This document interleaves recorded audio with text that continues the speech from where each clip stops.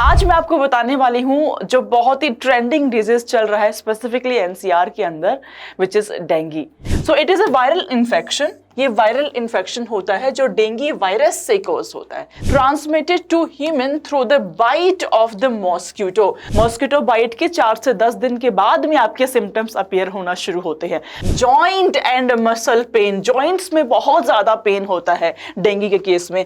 या अगर कोई प्रेग्नेंट विमेन है उसको डेंगी है तो वो अपने चाइल्ड में ट्रांसफर कर देती है थ्रू प्लेसेंटा, और अगर फीडिंग है लेडी तो वो ब्रेस्ट फीडिंग के थ्रू भी अपने बेबी में ट्रांसफर कर सकती है। कहीं पे भी पानी खड़ा हुआ हो उसको आप हटा सकते हैं अपने घर के आसपास के एरिया में, घर के अंदर भी आप उसको हटा सकते हैं। छोटे बच्चे भी अगर आपके घर में है तो आप कुछ डॉट्स की हेल्प से उसको जरूर रिपेलेंट्स लगा दे रहे हैं। There is no specific antiviral treatment तो इसका नहीं प्रेजेंट है डेंगू के लिए।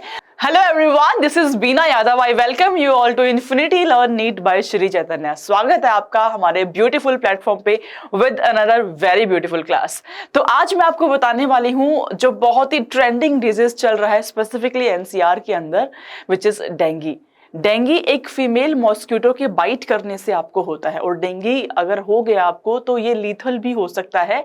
डेंगी क्या होता है, कैसे आप इसको प्रिवेंट कर सकते हैं, क्या इसके सिम्टम्स है, let's understand everything. So let's first begin with the what exactly is the dinghy. So it is a viral infection. ये वायरल इन्फेक्शन होता है जो डेंगी वायरस से कॉज होता है। सो वायरस का नाम इज डेंगी वायरस। अभी ट्रांसमिट कैसे होगा? Transmitted to human through the bite of the mosquito. तो अगर फीमेल एडिस मॉस्किटो इन्फेक्टेड है और उसका बाइट ह्यूमन को बाइट कर ले, then it is capable to transfer that virus, जिससे कि आपका डेंगी फीवर आ जाता है, राइट? सो आपको स्पेसिफिकली मॉस्किटो से बच के रहना है। Now, what are the symptoms of the dengue? आपको कैसे पता चलेगा कि आपको डेंगी हो चुका है? फर्स्ट ऑफ ऑल, बाइट के बाद में 10 to 14 डेज के बाद में आपको सिम्टम्स आते हैं। So it can range from mild to severe and typically appear 4 to 10 days after being bitten by an infected mosquito. Mosquito bite के 4 से 10 दिन के बाद में आपके सिम्टम्स अपीयर होना शुरू होते हैं। अब जो सिम्टम्स है वो माइल्ड से लेकर के बहुत सीवियर सिम्टम्स आपके हो सकते हैं।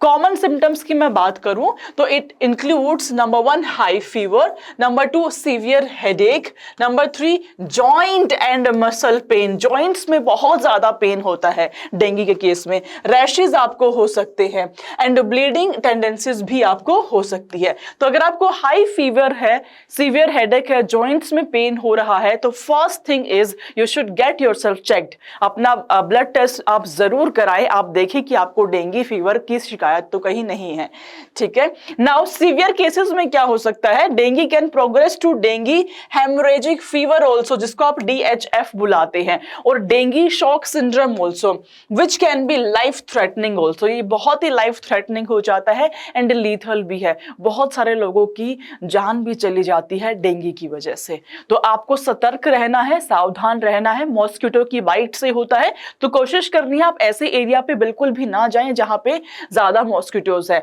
एंड मेक श्योर कि आप मॉस्किटो रिपेलेंट्स लगा करके जाएं। So let's understand how we can How this disease is transmitted. So transmission of dengue की अगर मैं बात करूं तो bite of an infected mosquito is the very common cause of transmission. इसके अलावा अगर आप ब्लड ट्रांसफ्यूजन के लिए जाते हैं उसमें भी आपका ट्रांसमिट हो सकता है। ऑर्गन ट्रांसप्लांटेशन, या अगर कोई प्रेग्नेंट विमेन है उसको डेंगी है तो वो अपने चाइल्ड में ट्रांसफर कर देती है थ्रू प्लेसेंटा, और अगर फीडिंग है लेडी तो वो ब्रेस्ट फीडिंग के थ्रू भी अपने बेबी में ट्रांसफर कर सकती है। प्रेगनेंसी एंड फीडिंग की बात करी जाए तो प्रेग्नेंट वुमेन को जो भी डिजीज होते हैं, मोस्ट ऑफ द डिजीज अपने बेबी में वो ट्रांसफर कर देती है, क्योंकि प्लेसेंटा इज देयर। तो प्लेसेंटा के थ्रू चाहते हुए ना चाहते हुए एवरीथिंग विल बी ट्रांसफर्ड। तो अगर कोई इन्फेक्शन भी है तो वो बेबी में ट्रांसफर आपका हो ही जाता है।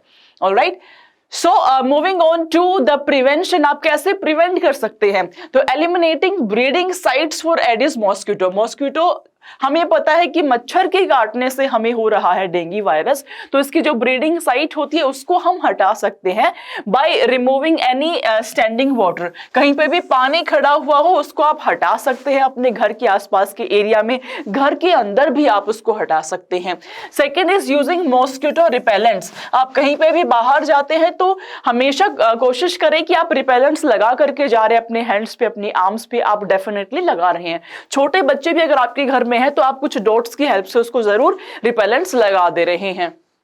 नाउ नेक्स्ट इज एंड जब आप रात में सोते हैं तो बेड के नेट आते हैं, उस नेट का इस्तेमाल आप जरूर करें ताकि that will reduce the risk of mosquito bite. तो ये सारी चीजें आपके मॉस्किटो बाइट के इन्फेक्शन को, मतलब चांसेस को रिड्यूस करेगा।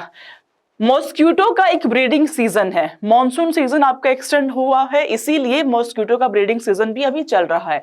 तो जिस टाइम पे इस मॉस्किटो का ब्रीडिंग सीजन है उस टाइम पे हमें ज्यादा सावधान होने की आवश्यकता है। बाकी नॉर्मल सीजन में देयर इज नो प्रॉब्लम, आपको डेंगू नहीं होगा।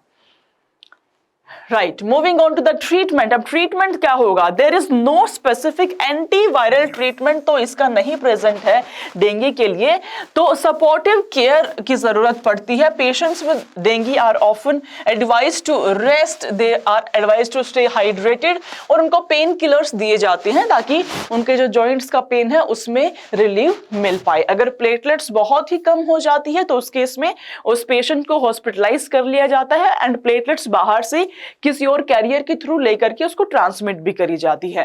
तो long story short I would say कि ये जो सीजन चल रहा है, मॉनसून एक्सटेंड हो गया, इसलिए डेंगू वायरस का ये ब्रीडिंग सीजन है इस मॉस्किटो एडिस का। तो इस टाइम पे हमें कोशिश करनी है कि हम मॉस्किटो की बाइट से जितना हो सके बच पाए ताकि हमें कुछ ऐसे डिजीज ना हो। कोई भी disease can cost you 15 to 20 days of your studies. आप सोचिए नीट एग्जाम की आप तैयारी कर रहे हैं, 15-20 दिन अगर आपकी कॉम्प्रोमाइज हो जाएंगे तो तैयारी आपकी बहुत पीछे चली जाएगी। तो अपने आप को हेल्दी रखने पे भी हमें फोकस करना है। ऑलराइट बच्चों, तो अगर ये इन्फॉर्मेशन आपको यूजफुल लगी हो तो do share this with all your friends and relatives also, ताकि वो भी डेंगू से बच के रहे। And stay tuned everyone, bye bye.